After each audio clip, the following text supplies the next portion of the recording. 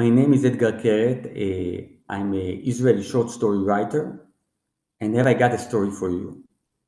The story took place 3 years ago. I came to read in Italy, in Milan, and before I had my event, the rangers of the event asked me to have a very quick book signing because I'm infamous for having very, very long book signings because I always talk a lot to my readers and try to understand why the hell they're reading my stuff.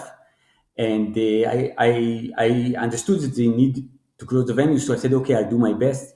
And I was very, very quick and very, very cold in my standards, just kind of autographing the books, and best wishes, with great friendship, and all those fake stuff that you usually write in books.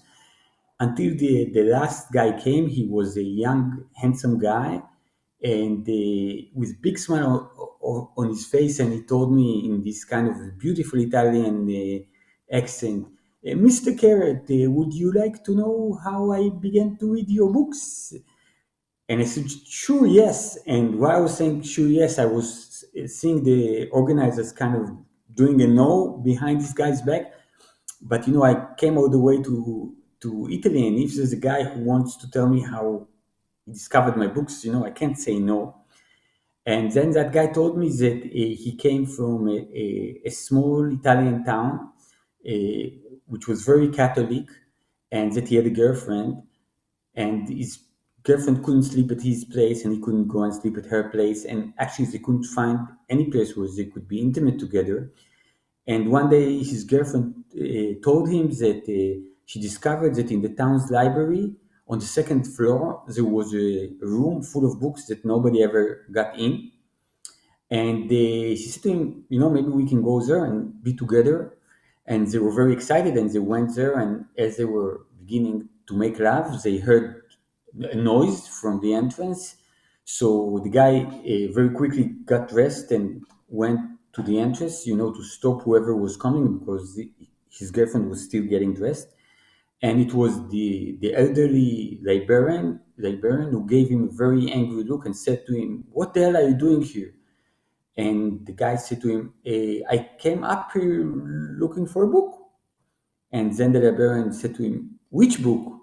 And the guy kind of took his hand slowly and said,